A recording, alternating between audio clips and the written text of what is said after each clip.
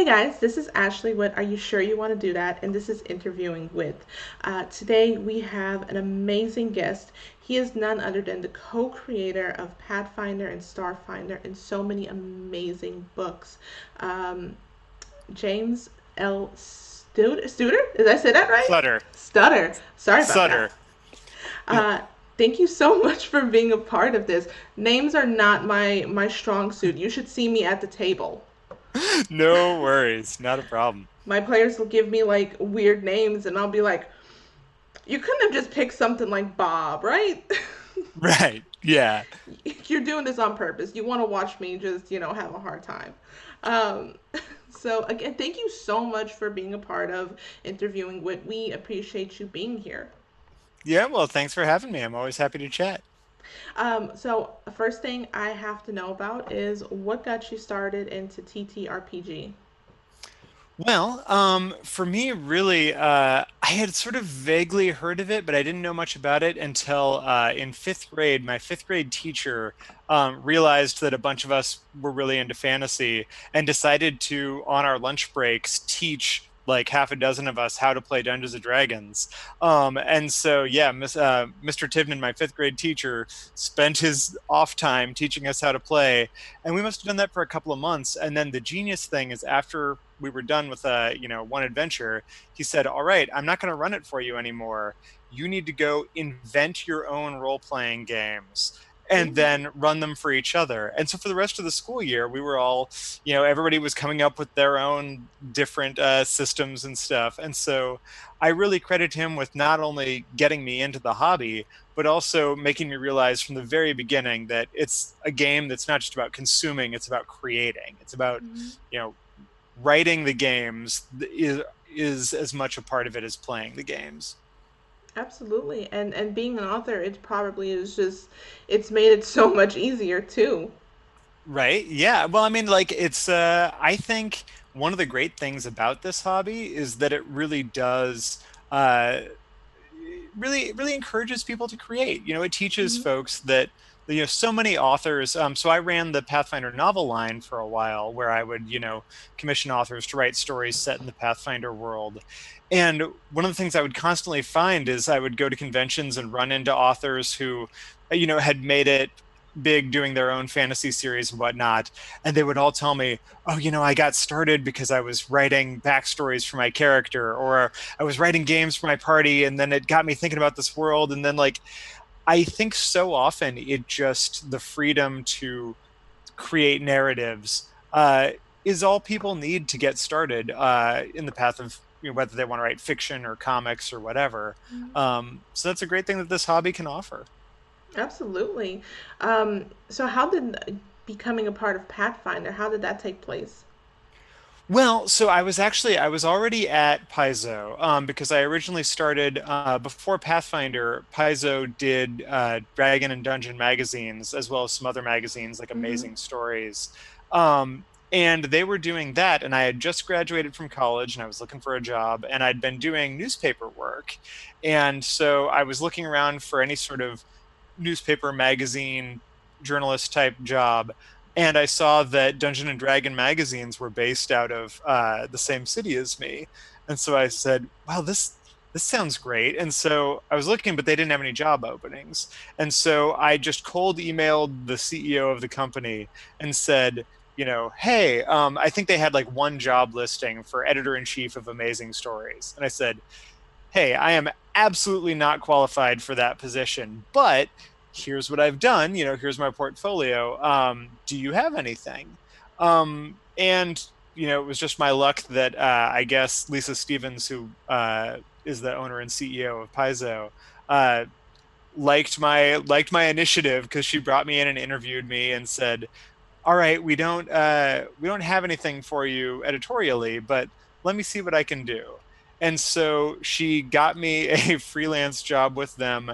They were just launching their web store, and so my job was finding JPEGs of all the different products at a nickel a JPEG, and that was my but like populating images for their website was my entry into the industry. But from there, I spun that into an internship on Dungeon and Dragon, and then I was customer service for a while, and within, I think, a year, maybe a little bit, maybe two, I had worked my way up into a position as an editor and developer on Dungeon Magazine. And so I spent a while on Dungeon, developing adventures and whatnot for the official D&D. And then when Paizo lost the license to make the magazines, Wizards didn't renew their license. We went ahead and said, well, all we know how to do is make, RPG stuff. Uh, let's try and make our own thing. And so we made Pathfinder. And in the beginning, it was actually just a world, it was a campaign setting. And Hmm. so we were publishing adventures and campaign settings. And then D&D went to fourth edition. And we, for a variety of reasons, both sort of in terms of the rules themselves and the contracts involved, we decided we didn't want to go to fourth edition. And there were a lot of people who still really liked 3.5 edition D&D. So we said, okay, well, what if we sort of make the tweaks to the system we'd always wanted to see and then release it as a different game? And that became Pathfinder. People called it 3.75 because it really was. It was the same game, which we could do under the open gaming license. And so that was sort of where Pathfinder came from. And to our surprise and delight, it really took off. And so, I spent many years doing a whole bunch of different things. I was at Paizo for 13 years, and Wow. I was I was an editor, I was a developer, I game designer, all the sort of positions there. Um, and so I also, like I said, I was the editor of the novel line. I ran the editing department. I eventually was in charge of when we decided we wanted to launch Starfinder. I was the original creative director on that, so I got to lead the team that developed that game, sort of start to finish, Cool. and launched that. And that was a really fun project. That was also probably the greatest challenge of my career at that point. And then after that had launched and did really well, I said, I think I've done everything I want to do. Kind of, I mean, maybe not everything I want to do in the tabletop industry forever, but like I think I need to shift focus. So I left Paizo to write full time, and now I focus more on novels and things like that. But I still get pulled back into the gaming world pretty frequently. It's hard for me to get away from it. And at the same time, on the side, I also do, I've written a couple of video games, I've written comics, I've done a lot of different stuff. So I like to cross train. Very cool. Is there anything that you're working on right now that you can tell us about? Well, I just finished writing for the Amazon's Alexa Game Studios. They actually licensed the right to Ooh. do a solo audio RPG, based on Starfinder. And so it's a single player RPG, so kind of like a choose your own adventure, except that you have characters that, advance in level, there's combat, there's gear, there's sort of all the things you'd expect from an RPG.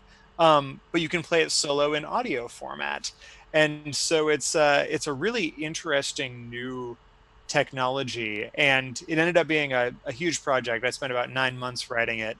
But it launches next month, in the next couple of weeks, actually. And we haven't announced yet, but there are some pretty cool celebrities that have been brought on board to voice some of the characters in it. So I'm really looking forward to that announcement, because I think there's some folks that anybody who's into RPGs is definitely going to recognize some of the people making cameos in here. So that was really fun. Ooh, I'm so excited.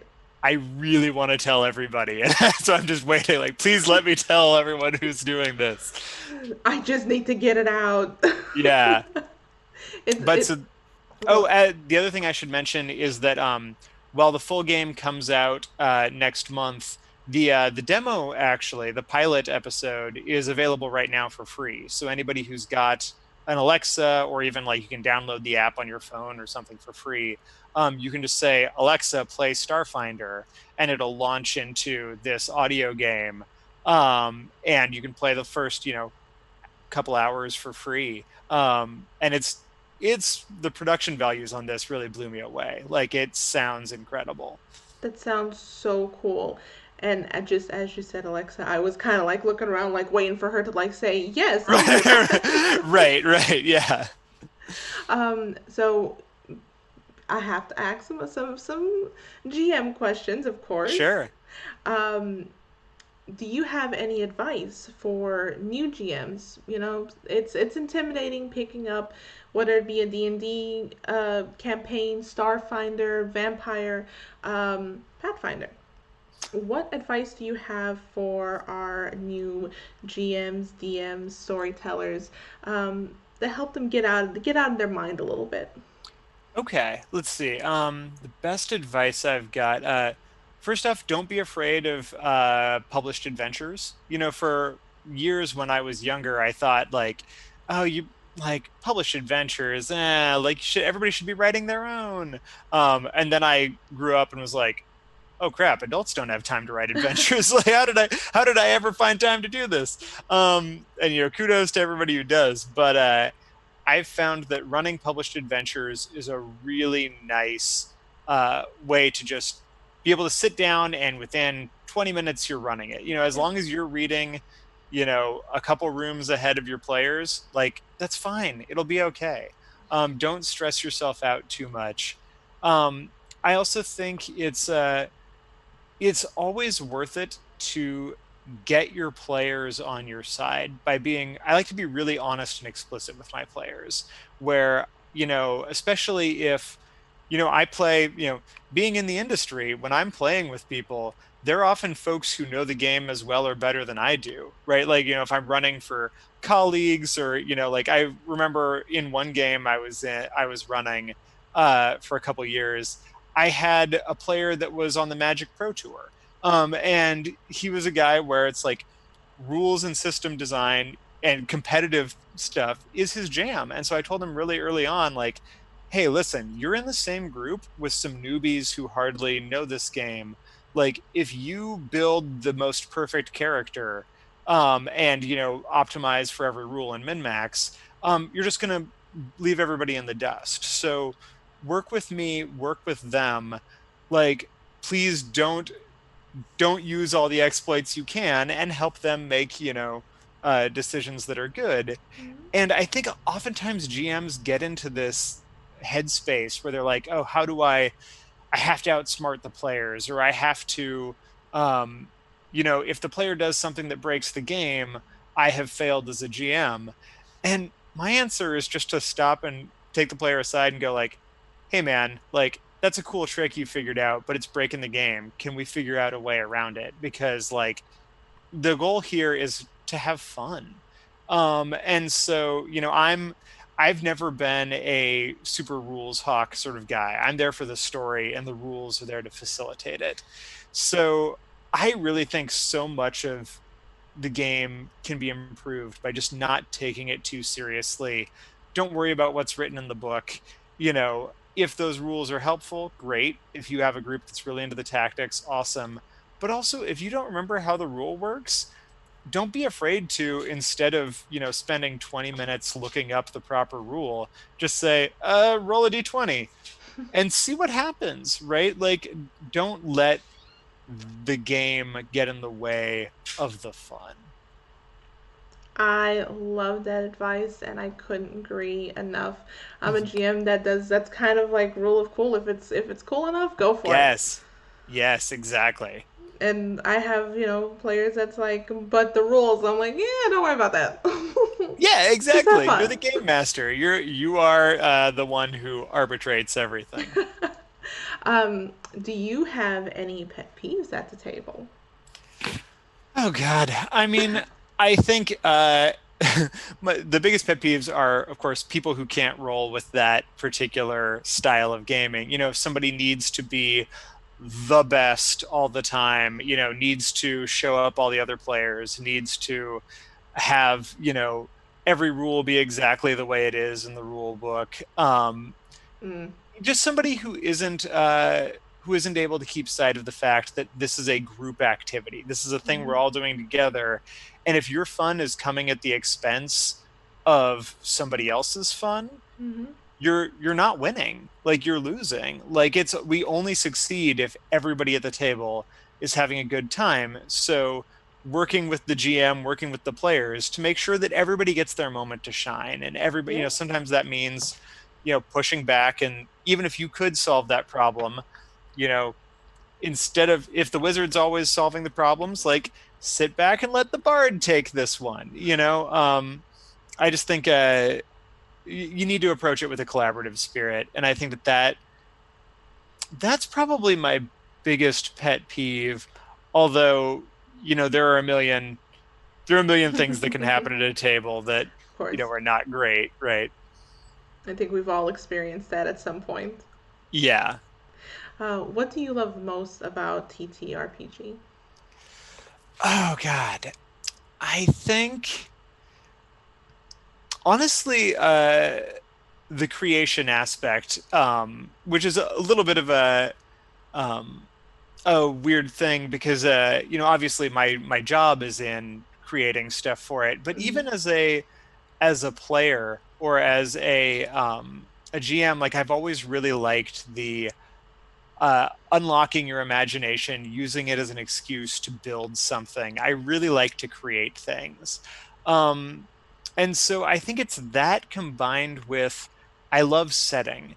I love the feeling of exploration. Like anytime I'm in a new place, I always want to know, what's just over that hill? What's inside that cool looking building? Like I want to explore, and that's what I feel like I get out of science fiction and fantasy when they're at their Yeah, best, is that sense of seeing something new, seeing what's right over the horizon. And I think that good RPGs give you that. They make you feel like you can go anywhere and like you're gonna see something cool when you do. absolutely. Um, so, as we were talking a little bit earlier, that you're an author, I want to know because I do love to write when I have time and aspiring author. Um, when did you know that was a career path that you wanted to take? Oh, well, I mean, I've wanted to be a writer since I was, like it's one of the first memories I have of having any concept of the future was like, oh, I want to grow up and, be a writer or a comics writer or something. So I always wanted to write novels. And I think you know, when I discovered that gaming was a possibility as a career, at the time that that happened, I truly had no idea. Like it never occurred to me that that was something I could pursue. It was why I was in journalism. Um, but it turned out, switching out of journalism was perfect because I knew I loved writing, but I kind of hated reporting, and so a job that was on a magazine, but you just get to make everything up sounded perfect. And I sort of stumbled into RPG design and editing and whatnot as a career. But I always had, writing novels as sort of my first love. But I was also always scared to do it. Like I had published some short stories even before I got into writing RPGs professionally, but I had never tackled a novel because I was just so scared because they're so big, right? 100,000 Hmm. words is so intimidating. But then I ended up running the serial fiction that we published in Pathfinder Adventure Path. Every issue would have like a little 6-page short story following a character. And I pretty quickly my coworkers saw, my love for fiction and that I had some experience there and said, "All right, you're the fiction guy. Like you're in charge of wrangling these authors and editing the stuff and making it go." And over the course of working with other authors to tell these big, 18-part stories, Hmm. and then later when we started our novel line, working with authors to develop their novels, really gave me a great chance to see behind the curtain, to look at something that wasn't just the finished product of here's a novel, but to see every step of the way and realize like, oh, all of this starts out as a fat mess. Like, like it's just a big jumble of threads that aren't quite where they need to be and characters that aren't quite doing what they're supposed to. Um, and being able to see that really humanized authors for me. because I had been so in awe of everybody who could write novels that I was really too intimidated. And so working with them, seeing them when they were in process rather than the finished product, Mm-hmm. gave me the confidence to start trying to, do novels myself. And actually, my first two novels, The Death's Heretic and The Redemption Engine, are both set in the Pathfinder universe. They were Pathfinder Tales novels. Um, and I originally wasn't, because I was running the novel line, I thought, well, I can never write one of these. Like that would be nepotism, of the worst sort, right? If I give myself a novel contract. Um, but so one day I was printing out a short story that I was going to send off to a magazine, but I was printing it on the office printer. Just stealing office supplies like you do. And my boss, like the publisher, Eric Mona, walked past and picked it up off the printer, but my name wasn't on it. And I walked in there and saw him reading it, and I was like, "Oh shit!" And he was like, "Hey, this story is really good. Like, you should get whoever this is to write a novel for us." And I said, "Well, I wrote that one." And he said, "You should write a novel for us." I said, "Well, isn't that weird if I, give myself a novel?" And he said, "You're not giving, like, I'm your boss and I'm telling you to write a novel. So it's not really your choice, is it?" And I said, "Yes, sir."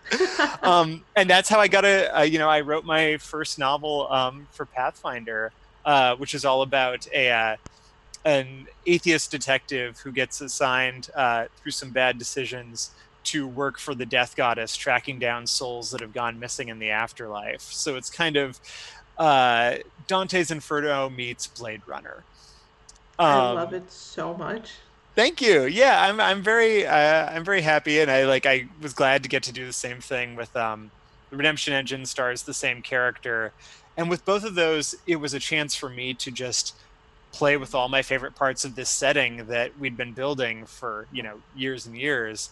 Um, and so I got to take not just like my favorite things that I'd made, but my favorite things that all of my super talented coworkers had made, and said, like, well, I'm gonna, I want to set this in, the you know Axis, the outer plane devoted to eternal law, and then we're going to go to hell and go visit the infernal libraries, and just like picking and choosing all these parts and then trying to figure out how to mush them together into a novel. So it was a really, really great experience for me.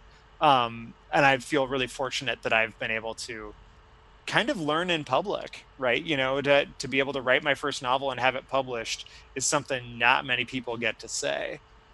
That is so amazing, and I can't wait to see what next you have coming up. Thank you, thank you. Well, right now it's been like the Alexa game has definitely taken over my world for the last year. But I'm really looking forward to getting back into doing some more creator-owned novels and maybe comics and just whatever happens to come my way. And we as fans support you and look forward to seeing what you have next. Um, Thank you. so here at Interviewing With, I like to play a few games. Is that something that you'd be interested in doing? Sure, yeah, let's go for it. So I'm gonna put you on the spot here. I need you to stat yourself and give yourself an in real life class. Oh God. Okay, well, the class definitely Bard. I'm also a musician, and actually before in the early days of being at Paizo, as my boss Eric Mona always liked to sort of tease me about, like when I first started at the company, I was also in a like a heavy metal hardcore band that was sort of on its way up, and Cool. there was a year or two where it was sort of unclear to me and my boss whether I was going to pursue music as a living or pursue writing. And I'm very glad I chose writing because it's nice to be able to do one's artistic calling while, you know, sitting in a house instead of a van somewhere, But so I'm definitely a bard. In terms of stats, man, it's hard not to seem arrogant, but so I'll let people decide what actual value, numerical values they think I should have. But I think my top stat is definitely charisma. I love talking to people. I love uh, being on stage, that kind of thing. Um, After that, man, I would hope I would hope that all the mental stats are all right. I think I'm definitely average in average strength, uh, average fortitude. Definitely dexterity is probably my dump stat. Like I am constantly covered with bruises from walking into walls because I'm not paying attention. So I think that's somewhere between dexterity and I probably got a real low perception if I'm being honest. I can't raise my hand any higher. Yeah. um, what monster would you be from any of the wizard books or the Pathfinder books? Ooh. Well, I can tell you probably the best way to answer that would be my avatars on the Paizo message boards for a really long time. Uh, for a while it was a Gripply, just because I loved being a little Kermit Frogman. I thought that was really fun. But also the Carbuncle, just because it was the most ridiculous monster. That's little like armadillo lizard thing with a big magic stone in its head. And all of his powers are just ridiculous and useless. He can levitate, but not very high, and he can like make an illusion of himself in order to play dead, but like he can't do it from very far away. So you're just like, I see you hiding behind that tree, like. Um, so yeah, I guess I'd have to go with one of those. Although the flail snail will always have a special place in my heart as well. I love the stupid monsters. I love taking stupid monsters and then coming up with fun reasons why they're actually really interesting. Like when we got to do this book, Misfit Monsters Redeemed, back in the early Paizo days, uh, I got to write the flail snails and how actually like they write these amazing epics and like Zen koans and stuff in their slime trails. So as they like cross each other in the caverns, there's like all this knowledge because they're intelligent, but people never understand that they're intelligent because nobody else can read their slime language. And I like fun stuff like that. The fun monsters are the best monsters. Yeah. Um, do you have a GM saying or motto that kind of like when you say it at your table, your players just go, "Oh no, what is he Oh, going to do?" I don't know. I don't have any motto to speak of, I think. Um, but I'm sure if I have any sort of catchphrase or habit, it's probably around it's probably just wing it.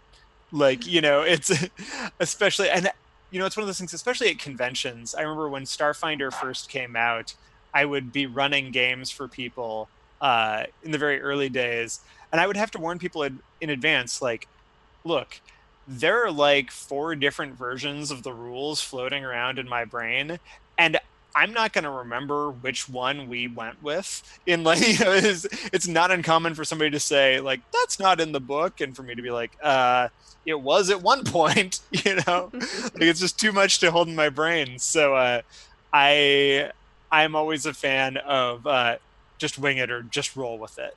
Just roll with it. I like that.